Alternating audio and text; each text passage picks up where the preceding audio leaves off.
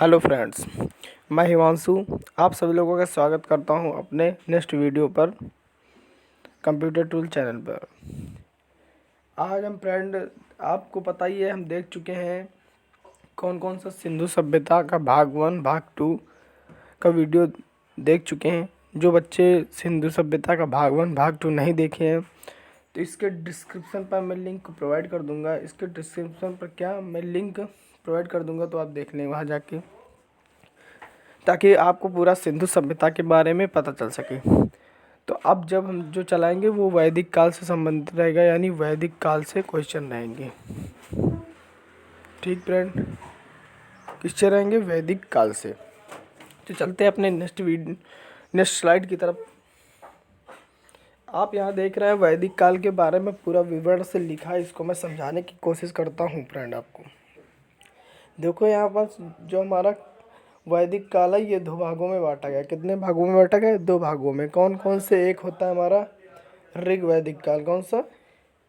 एक होता है हमारा ऋग वैदिक काल। ठीक। जो दूसरा होता है वो होता है हमारा उत्तर वैदिक काल। क्या होता है? उत्तर वैदिक काल। समझ गए? जो हमारा वैदिक काल है कितने भागों में बांटा गया? 2 काल वैदिक काल में। एक हमारा ऋग वैदिक काल, दूसरा है उत्तर वैदिक काल। जो हमारा फ्रेंड ऋग वैदिक काल है इसका समय हमारा कितना है? 1500 से 1000 ईसा पूर्व माना गया है। कितना माना गया है? 1500 से 1000 ईसा पूर्व में माना गया। किसकी उत्पत्ति कब से? 1500 से 1000 ईसा पूर्व माना गया है। कौन से काल का? ऋग्वेद का समय 1500 से 1000 ईस्वी तक माना गया है। अगला है फ्रेंड उत्तर वैदिक काल की बात कर रहे हैं। तो जो उत्तर वैदिक काल है फ्रेंड, इसका जो रचना काल है वो 1000 से 600 तक माना गया। कितना? 1000 से लेकर कितना तक? 600 ईस्वी पूर्व तक माना गया। 600 ईसा पूर्व तक माना गया। कौन सा? उत्तर वैदिक रचना काल का समय कितना किससे माना गया? 1000 से 600 ईसा पूर्व तक रहा है। अगला है, देखो फ्रेंड वैदिक काल में जो आर्य होता है, क्या होता है? जो आर्य, ठीक है, इस आर्य का मतलब क्या होता है ये जान लो। ये जो आर्य होता है फ्रेंड, इसका होता है अर्थ उत्तम। क्या होता है? उत्तम। आर्य का अर्थ क्या होता है? उत्तम, या फिर इसको कह सकते हो श्रेष्ठ। भाई उत्तम या श्रेष्ठ बात वही होती है, तो चाहे उत्तम कहो चाहे श्रेष्ठ कहो, तो ये दोनों आर्य के नाम है। यानी आर्य को तुम श्रेष्ठ भी बोल सकते हो और उत्तम भी बोल सकते हो। यानी आर्य का मतलब ही होता है श्रेष्ठ और उत्तम। ठीक फ्रेंड, आगे देखते हैं क्या है। आगे देख रहे हैं, आगे पर क्या दिख रहा है तुमको कि ये जो हमारा आर्य शब्द का हमने भी बताया था क्या होता है अर्थ? उत्तर और श्रेष्ठ होता है। समझ में आया? अगला है, ये जो हमारे आर्य होते थे क्या होते थे? आर्य। ठीक है, इनकी भाषा हमारी संस्कृत थी। कैसी भाषा थी? आर्यों की भाषा कैसी थी हमारी? संस्कृत। कैसी थी? संस्कृत। ठीक है, याद हो जाएगा। आर्य की भाषा कैसी थी? संस्कृत थी। और इन्होंने विकसित सभ्यता ग्रामीण थी, यानी कि जो इनकी सभ्यता थी क्या थी? सभ्यता। आर्य की सभ्यता कैसी थी? ग्रामीणी थी। कैसी थी?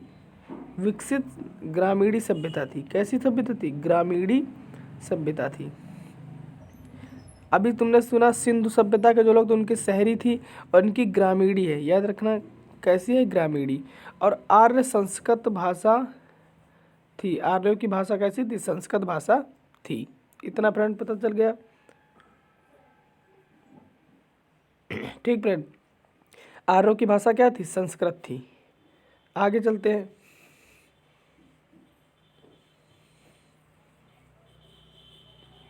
आगे देखते हैं क्या कहता है। आगे कहता है जो आर्य थे ये सबसे पहले कहाँ आकर बसे थे? तो ये सबसे पहले सप्त सैंधव, ये कहाँ पर बसे थे? सप्त सैंधव में बसे थे। कहाँ पर बसे थे? सप्त सैंधव।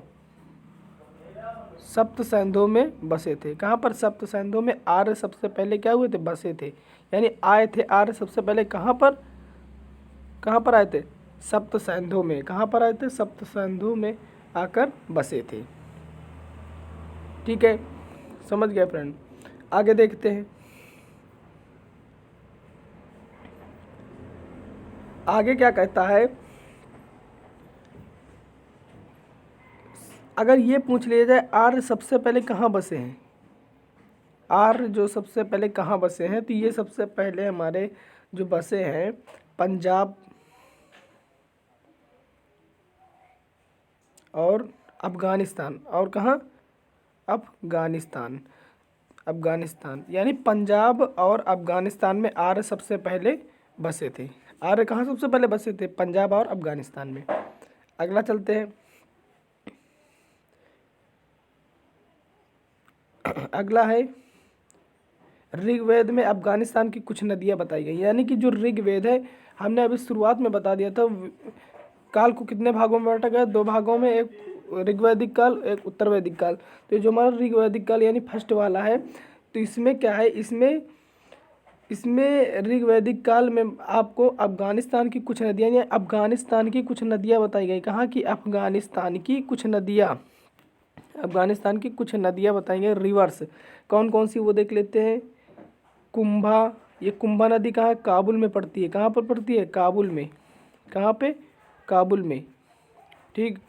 दूसरी है सुवासुत, सुवासुत नदी, ये हमारी कहाँ पड़ती है, स्वात में। कहाँ पर पड़ती है, स्वात में।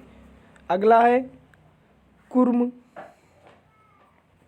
ये कुर्मू जो है हमारे कुर्म में पड़ती है। कहाँ पर पड़ती है, कुर्म में, ठीक। अगला है हमारी गोमती, ये गोमल का है, गोमती, गोमती कहाँ पर है, गोमल में। कहाँ पर है, गोमल। तो इनका वर्णन किया गया है, ठीक है। कहाँ, ऋग्वैदिक काल में किया गया है। कहाँ, किस काल में किया गया, ऋग्वैदिक काल में किया गया है इन नदियों का, जो कि अफ़गानिस्तान की है। कहाँ की, अफ़गानिस्तान की है। आगे देखते हैं, आगे देखते हैं, ये सारा देख ही चुके हो आप। अगला है जो ऋग्वैदिक काल था हमारा, गंगा नदी एक बार तथा यमुना नदी 3 बार नाम मिलता है। यानी कि ऋग्वैदिक काल में, कौन से काल में, ऋग्वैदिक काल में हमारा गंगा नदी जो है, गंगा नदी का नाम, कौन सी नदी, गंगा नदी जो सबसे बड़ी नदी, गंगा नदी का नाम एक बार मिलता है। कितने बार मिलता है, एक बार, ठीक है। और ये जो हमारी यमुना नदी है, कौन सी नदी, यमुना नदी, तो ये यमुना नदी का नाम कितने बार मिलता है हमारा, 3 बार मिलता है। कितने बार मिलता है, 3 बार, याद रखना। यमुना नदी 3 बार मिलती है और गंगा नदी 1 बार मिलती है। अगला, आर्यों ने अगले पड़ाव के रूप में कुरुक्षेत्र के निकट प्रदेशों पर कब्जा कर क्षेत्र का नाम क्या रखा था, ब्रह्मावर्त रखा था। क्या नाम था, ब्रह्मावर्त रखा था। अगला है, आर्यों ने आगे बढ़कर गंगा यमुना 2 अरब क्षेत्रों में उसके नज़दीकी क्षेत्रों पर कब्जा करके उस क्षेत्र का नाम भारसी देश रखा था। क्या नाम रखा था, भारसी देश रखा था। अगला, अंत में बंगाल एवं बिहार के दक्षिणी एवं पूर्वी भागों पर अधिकार कर समूचे उत्तर भारत पर अधिकार कर लिया। कालांतर में इस क्षेत्र का नाम क्या रखा, आर्यावर्त रखा है। क्या नाम रखा है, आर्यावर्त रखा है। कौन से लोगों ने रखा है, आर्य लोगों ने, आर्यावर्त।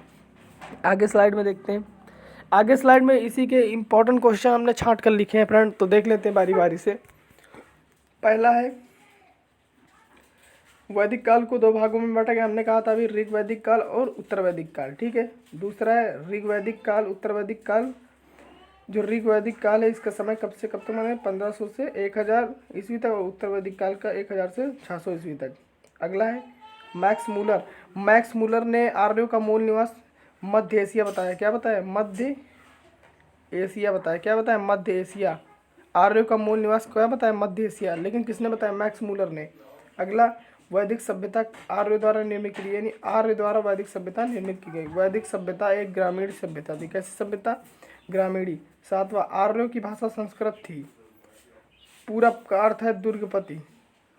इप्स का अर्थ है जनता की गतिविधियों को देखने वाला गुप्तचर, ठीक।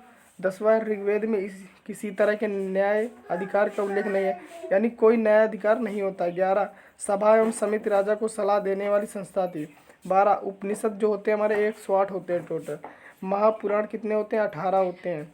वेदांग की संख्या कितनी, वेदांग की संख्या हमारी 6। कितने होती है, 6। तो याद रखना, उपनिषद कितने होते हैं, टोटल 108।